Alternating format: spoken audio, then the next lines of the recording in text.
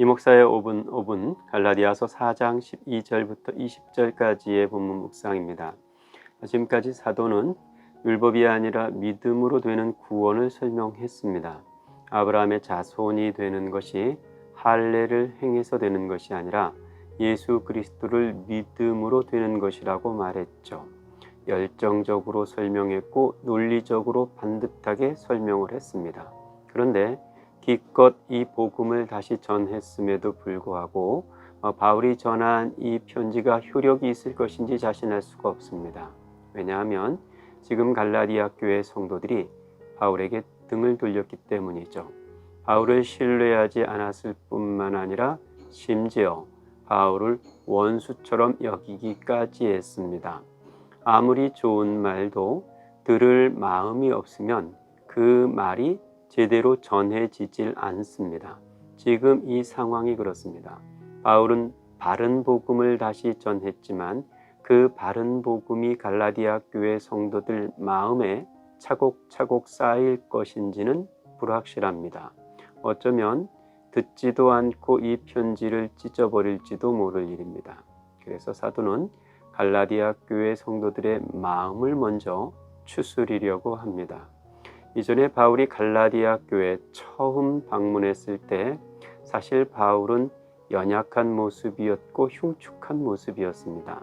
외견상 바울의 모습은 성스럽지 않았고 도리어 추한 모습이었다는 거죠. 바울의 그 외견은 복음을 전하는 데 있어서 영광스럽다기보다는 도리어 방해가 될 만한 모습이었습니다. 그래서 사도는 오늘 본문에서 자기의 모습이 시험거리가 될 수도 있었을 것이라고 술회합니다. 하지만 그때 갈라디아 교회 성도들은 바울의 그 흉하고 추한 모습을 전혀 개의치 않았습니다. 오히려 하나님의 천사처럼 보았고 심지어 그리스도 예수처럼 그들이 영접을 했었습니다. 바울에게는 안질이 있었는데 갈라디아 교회 성도들은 자기 눈이라도 빼어서 바울의 아픈 눈을 고쳐주고 싶어 했습니다. 그런데 지금 갈라디아 교회의 상황이 달라졌습니다. 천사처럼 예수님처럼 영접했던 그들이 지금은 원수처럼 대하고 있기 때문이죠. 그리하여 바울은 갈라디아 교회 성도들을 향해서 이렇게 말합니다. 내가 너희에게 참된 말을 함으로 원수가 되었느냐. 바울은 그들에게 바른 복음, 참된 말을 했을 뿐입니다. 그런데 바울이 전한 그 바른 복음, 참된 말이 도리어 갈라디아 교회 성도들에게 원수됨의 빌미가 되었던 겁니다.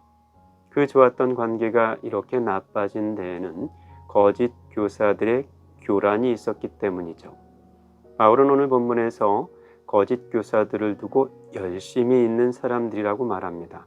하지만 그들의 열심이 좋은 뜻으로 가진 열심이 아니라고 도리어 너희를 이간시켜서 너희를 자기 편으로 만들려는 열심이었다고 말합니다. 그런 열심은 쓸모없는 것이고 또 악한 것이어서 그런 열심 말고 옳은 열심, 바른 열심, 참된 복음을 간직한 열심을 가지라고 갈라디아 교회 성도들에게 당부합니다. 그 당부와 함께 사도는 자기 수고의 결심을 이렇게 밝힙니다. 나의 자녀들아, 너희 속에 그리스도의 형상을 이루기까지 다시 너희를 위하여 해산하는 수고를 하노니 내가 이제라도 너희와 함께 있어 내 언성을 높이려 함은 너희에 대하여 의혹이 있음이라. 사도는 지금 바른 복음, 좋은 일에 열심을 두고 있습니다. 그래서 복음을 떠나 있는 이 갈라디아 교회 성도들이 다시 그 복음 안에서 서기까지 해산하는 수고를 그치지 않으려고 합니다. 어떻게 해서든 그들이 바른 복음의 터 위에 서기 위하여 지금 이렇게 언성을 높이고 큰 소리를 치며 편지를 쓰고 있습니다. 사도는 너희 속에 그리스도의 형상을 이루기까지 이 수고를 그치지 않을 것이라고 다짐합니다. 사도의 이 다짐은 그리스도의 열심을 닮은 것이어서 어쩌면 사도의 이 다짐 안에 그리스도의 열심이 담겨 있는지도 모릅니다. 우리 안에 그리스도의 형상이 새겨지기까지 그리스도와 앞선 사도들과 믿음의 선진들과 여기 복음의 일꾼들의 수고가 있습니다.